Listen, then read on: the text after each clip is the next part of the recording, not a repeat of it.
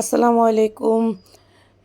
কাঁচা আম দিয়ে জ্যাম বা জেলি একটা তৈরি করে দেখাবো। দেখেন কত সুন্দর আমার জেলিটা সেট হয়েছে। দেখেন আমি এটা পাউরুটির সাথে মিশিয়ে আপনাকে দেখাচ্ছি।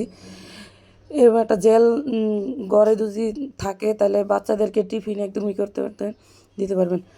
এখানে জ্যাম তৈরি করার জন্য আমি এখানে পরিমাণ মতো কাঁচা আম নিয়ে নিছি।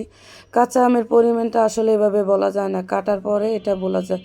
আমি এখানে একটা সাহায্যে সুন্দর করে এটা কাঁচা আমটা ছিলে নিচ্ছি। আপনারা চাইলে এটা বটি দিয়েও চিলতে পারবেন, খুব সহজে আপনারা চিলতে পারবেন।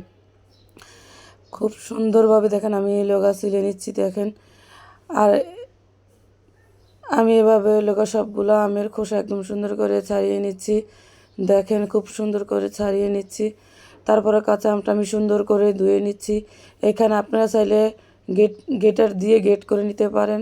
আমার হাতের কাছে গেটের মেশিন ছিল না বলে আমি সুন্দর করে ছুরি দিয়ে কিউব কিউব করে কেটে নিচ্ছি। আপনারা চাইলে আপনারা গেটার দিয়ে কেটে নিতে পারেন সুন্দরভাবে। যে দেখেন আমি কিভাবে একদম সুন্দরভাবে লগা কেটে নিচ্ছি ছোটো ছোটো পিস করে। এভাবেও কাটা যায়। আর যাদের হাতের কাছে গেটার মেশিন আছে তারা গেট করে নেবেন। যে আমার এখানে সবগুলো আম গেটার করা হয়ে গেছে। এই পর্যায়ে আমি ওই লগা আমটা একদম লগা কড়াইতে একটা কড়াই বসায় কড়াইতে একদম মেপে মেপে দেবো। এখানে আমার দেখেন লগা 2 কাপ আর লগা হাফ কাপ, মানে টোটাল হলো 2.5 কাপ আম হয়েছে। সেই অনুযায়ী আমি 5 কাপ পানি দিছি। 5 কাপ পানি দেওয়ার পর আমি এখানে পরিমাণ মতো লবণ দিছি। একটু লবণ দিয়ে সুন্দর করে লাড়াচাড়া করে ওই লোক আমি ডাইকা রাখবো এটা বলক আসা পর্যন্ত।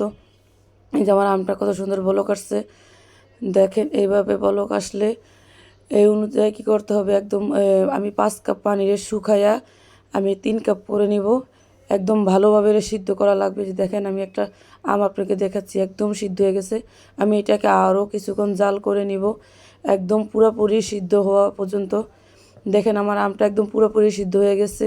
এই পর্যায়ে আমি আমটাকে নামিয়ে নেব। আপনারা চাইলে এই আমটাকে আপনারা লগা ব্লেন্ডার করে একদম স্মুথভাবে একটা লিকুইড আনতে পারবেন, কিন্তু আমি ব্লেন্ডার করব না। আমি এই পর্যায়ে কী করব, এটাকে একটা ছাঁকনি দিয়ে সুন্দরভাবে এটাকে সেঁকে নিব। এভাবে সেঁকে নিলেই হবে। এটার যে ছোঁয়া যে জিনিসটা থাকবে ওইটা হলো আমরা ফেলে দেব।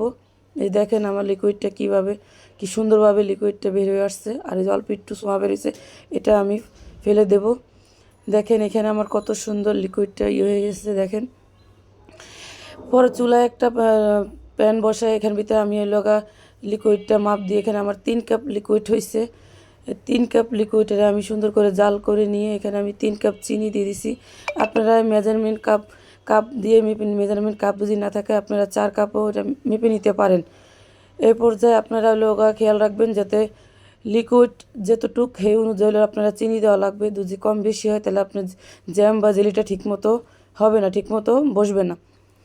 এ পর্যায়ে আমি একদম চিনিটাকে ভালো মতো একদম গলিয়ে নেব। এই যে দেখেন আমার চিনিটা একদম ভালোভাবে গলে আসছে। একদম চিনিটা ভালোভাবে গলে আসলে ভালো করে একদম বলক আসলে আমি এই পর্যায়ে একটু ফুড কালার অ্যাড করে দেব। ফুড কালারটা অপশনাল, আপনারা চাইলে দিতে পারেন না দেন। ফুড কালারটা দিলে সুন্দর, যেহেতু কাঁচা আমের জেলি ফুড কালারটা দিলে অনেক সুন্দর লাগে। ফুড কালারটা আমি ভালো করে একদম মিলিয়ে জিলিয়ে দিছি। মিলাইয়া তারপর এখানে আমি লগা 2 চামচ লগা ভিনেগার বা সিরকা যেটাই বলেন এটা দিয়ে দিবেন। এটা দিলে এই জিনিসটা আপনারা অনেক দিন সংগ্রহ করে খেতে পারবেন, তাহলে উপরে দিয়ে আর পাঙ্কাশ পড়বে না। এই পর্যায়ে দেখেন আমি একটা ফ্রিজে নিয়ে আপনাদেরকে দেখিয়ে দিচ্ছি আমার জেলিটা বা জ্যামটা কি সুন্দরভাবে লগা সেট হয়েছে। দেখেন এটা লগা এখনও গরম, ঠান্ডা হওয়ার পর এটা একদম সেট হয়ে যাবে।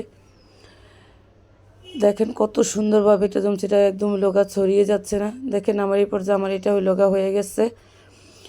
এটা আমি ভালো ভালো করে সুন্দর করে লাড়াচাড়া দিয়ে এটা আমি এখন নামিয়ে নিব। নামিয়ে এটার আমি গরম গরম লগা কাছের একটা জারের ভিতরে আমি সুন্দর করে এটাকে ভরে নিব।